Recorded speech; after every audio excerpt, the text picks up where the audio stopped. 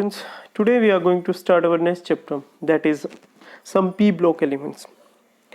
So in the last classes we have discussed about group 13 and group 14 elements which are also included in p block. Okay, so today we will discuss about onwards from group 15 elements. So what are group 15 elements? The group 15 elements consist of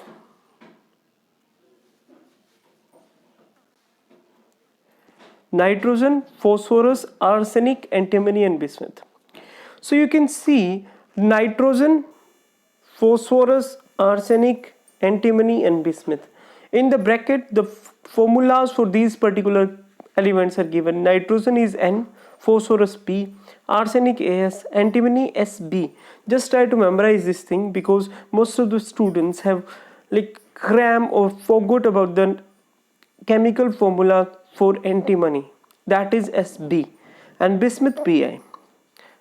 So what is a general electronic configuration? As you people know that general electronic configuration of p block elements are Ns 1 to 2, Np 1 to 6, and from there for group 15 elements, as the name suggests, we know that the group 15 element we have to see the 2 8. 2 8 means what? 2 electron in K cell, 8 electron in L cell, the complete cell, and after that 5 electron has to be filled. So for these 5 electron there is Ns2, Np3. So 2 plus 3 is 5. So nitrogen have electronic configuration as He. He is for what? 1s2, 2s2, 2p6.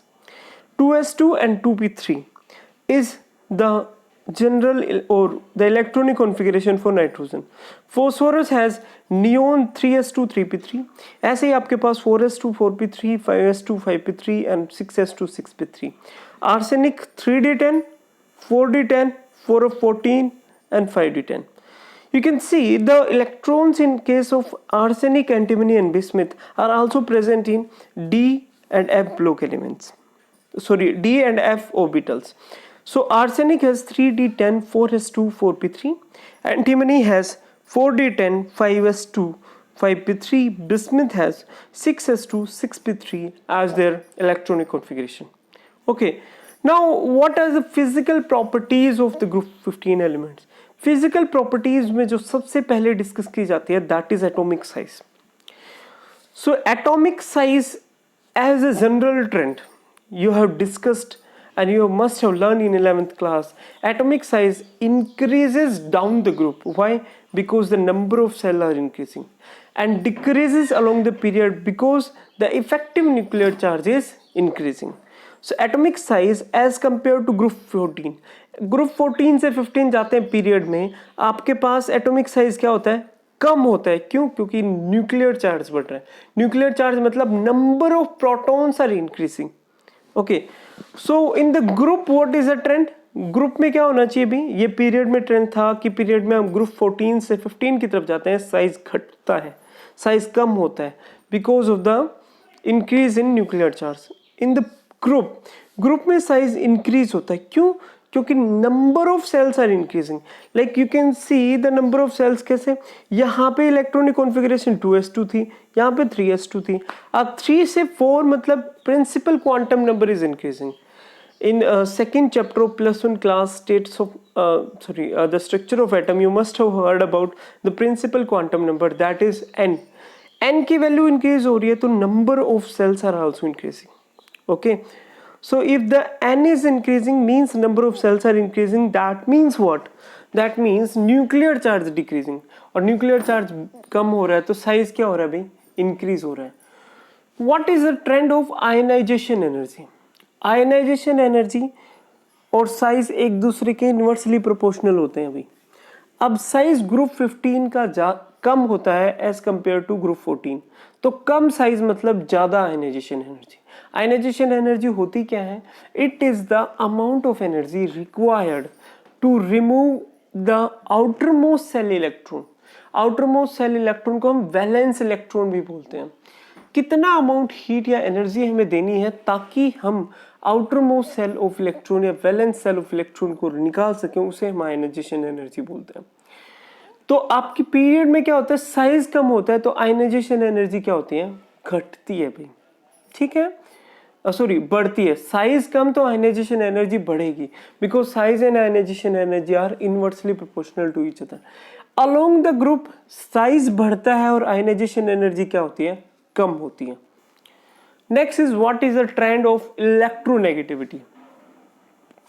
अब electronegativity का मतलब होता है the tendency to attract shared pair of electron. Means अगर कोई bond बन रहा है, कोई भी केमिकल बॉन्ड बन रहा है, कोवलेंट बॉन्ड बन रहा है, that is formed due to sharing of electron. अब शेयरिंग ऑफ इलेक्ट्रॉन में एक एलिमेंट क्या करता है, अपनी तरफ इलेक्ट्रॉन को ज्यादा खींचता है as compare to other element.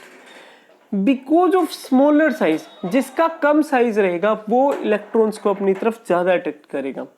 That means अगर ग्रुप 15 एलिमेंट्स का ग्रुप 14 एलिमेंट से साइज कम है, एंड दैट इज ट्रू, तो उनकी इलेक्ट्रोनेगेटिविटी भी क्या रहेगी, ज्यादा रहेगी।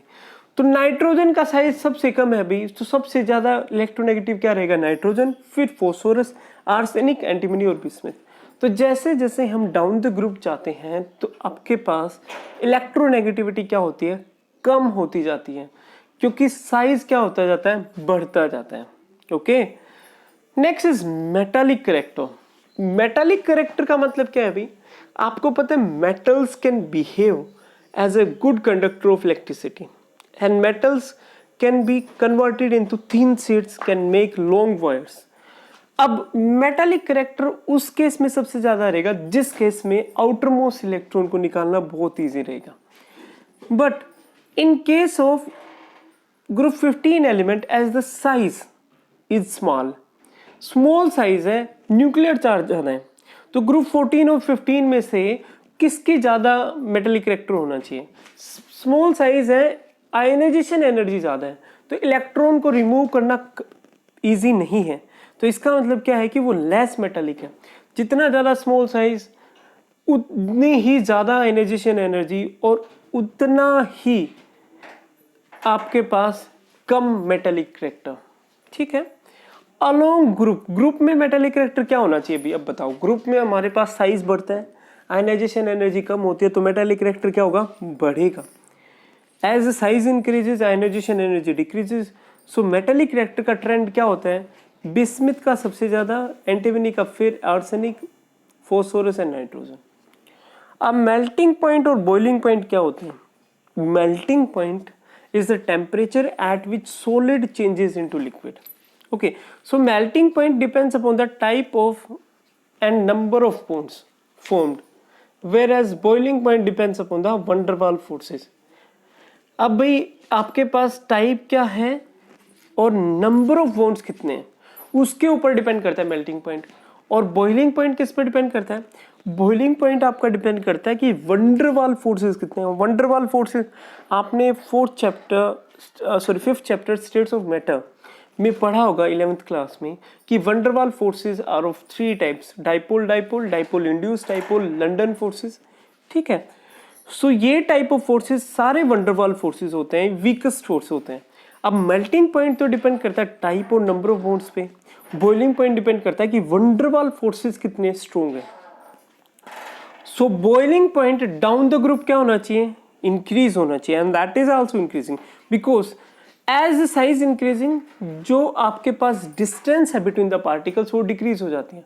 अब डिस्टेंस अगर डिक्रीज हो जाती है तो बॉन्डिंग जो है कौन सा बॉन्डिंग नहीं, van der Waals forces of attraction increase हो जाते हैं।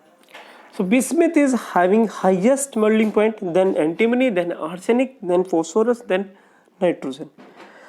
मेल्टिंग पॉइंट के केस में क्या होता है भाई, मेल्टिंग पॉइंट पहले तो इंक्रीज होता है और फिर क्या होता है, डिक्रीज होता है। अब इसका रीजन इज इंपॉर्टेंट।